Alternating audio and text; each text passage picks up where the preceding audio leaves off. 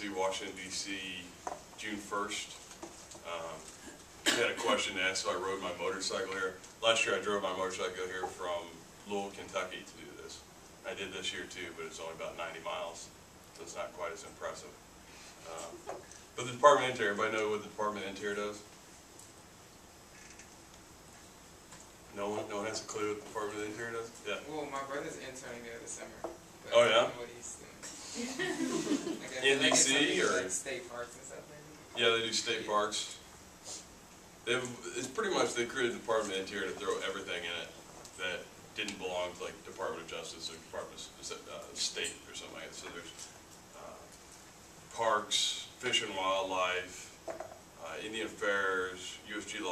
Geological Survey, and the big one right now is the Minerals and Mining Services, who are taking a lot of fire for not regulating the whatever as well as they should have. So that's it. Kind of one of the things I want to talk about here was how you become a CPA. And like I said, you have to have 150 credit hours, and then you can go get a job. Is anybody interested in, like, before we start, of actually pursuing public accounting besides Morgan over here? Yeah. What do you think about it? Well, I heard you can make a lot of money. That's not true. No. You know, it is. Yeah, it is true. To an extent, you know, Big Four partners average about $1 million a year. So you takes usually about 15 years to become a partner. Now the brand new partners aren't making that much money, but when, you know, the older partner, once you get the average or whatever, I don't know what the median is. But like, it is a great way to get your foot in the door, get some experience. Most of the people come do public accounting for about 3 years and leave, and get jobs at other places. A lot of my friends are leaving right now and getting new jobs. I had a friend of mine just joined the Carlisle group. So they're a pretty prestigious place. I'm trying to get her to hire me quickly, but whatever. So anyway, let's go back to this. Let's go back to this opinion that they got for $33.5 million. Just take a minute to read some of the bolded pieces there.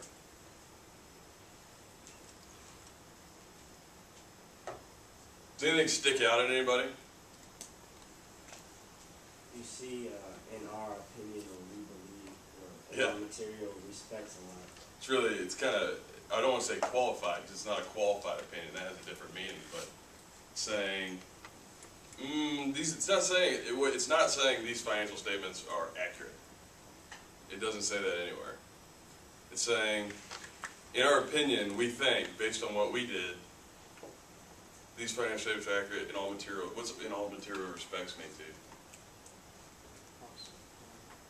Maybe like all the material that they got to review. Right. I was going to say what stuff you said. Is anyone familiar with the term materiality? I can't call on you, can I? I was just saying, yeah, I'm familiar with it. Materiality has to do with, let's say, I don't even know what Exxon, they have about $150 billion in revenue or something like that a year. Anybody know? I think it's something like that. No, that's probably 300, so I'm just way up. $300 billion a year in profit. So if I'm an auditor out at ExxonMobil and I find a $300 error, does anyone really care about that? We didn't see it. It didn't show it on this one. But if you look, did anyone catch who this was addressed to? the shareholders. To the shareholders. So it's providing a level of assurance to the shareholders and what they're providing. And these financial statements are accurate. And so, do the shareholders care about even a $100,000 error? Do they care about $1 million error? $15.3 billion profits. $1 million. Does that matter to them?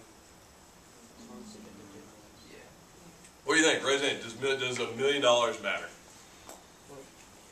In terms of an audit of ExxonMobil. Is this yes? Yeses? Who says it doesn't matter? What about $10 million? What level of money do you think we'd have to get to matter? Yeah, it's a little bit lower than that.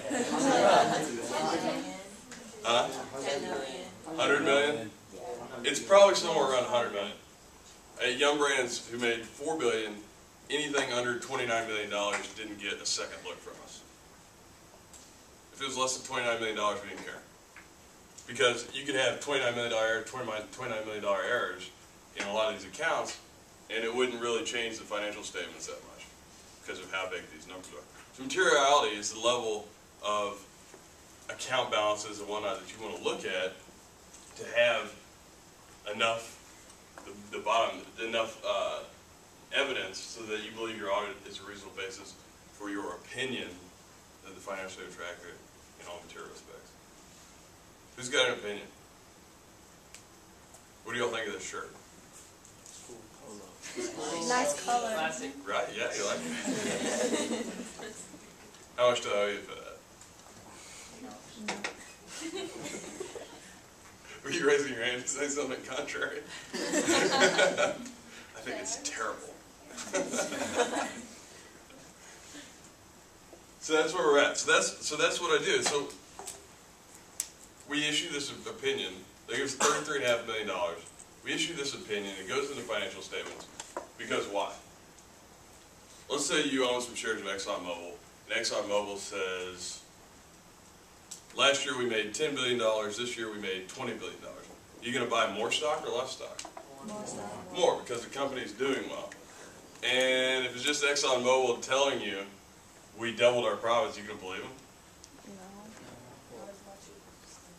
Yeah. Not as much as if you have an independent auditor verify your result. So that's in a nutshell what I do. But then we have to start talking about, well, how do we get that basis for our opinions? What does an audit include? What do you think, when I say I go out into the field and perform an audit, what do you think that means? You go to your desk. I go to my windowless cubicle and cry at my desk all day. I eat lunch at my desk, and then at some point I leave after dark. So, I mean, that's kind of like the idea you get of like the accountant in the basement, right?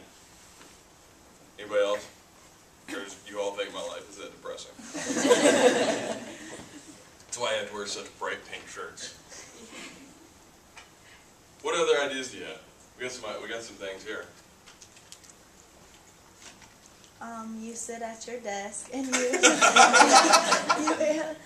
sit at your desk and you like review all the paperwork that they've given you and their balance sheets and their income, and you analyze all of that in order to give your opinion. Yeah, I mean that's part of it. There is some of it where I'm sitting at a desk reviewing documents. So don't get me wrong, there is some of that. But there's mainly two parts: control testing and substantive testing. Control testing has been around for a while, but we can go back to the slide if we want to take a look at it. Control testing after 2001 took on a new meaning with the passage of the Sarbanes-Oxley Act. Anybody heard of that? SOX?